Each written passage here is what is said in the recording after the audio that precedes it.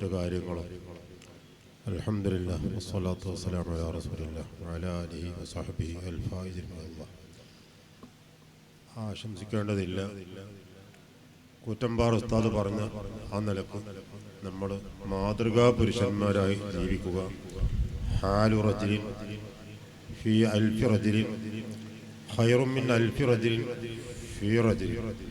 1000 ആള് കൂടി ഒരാളെ ഉപദേശിച്ച് നന്നാക്കുന്നതിനേക്കാൾ, അതിന് ശ്രമം നടത്തുന്നതിനേക്കാൾ ഉത്തമമാണ് ഒരാൾ നല്ല മാതൃക.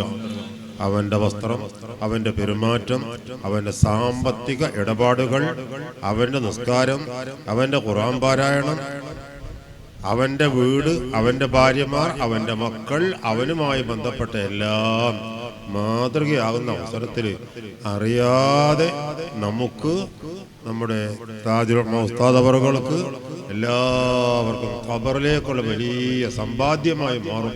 റബ്ബ് തആല അനുഗ്രഹിക്കുമാറാവട്ടെ. ഒന്നുകൂടി ഈ സ്ഥാപനമൊക്കെ നടത്തല് നമ്മുടെ എല്ലാവരുടെയും ബാധ്യതയാണ്.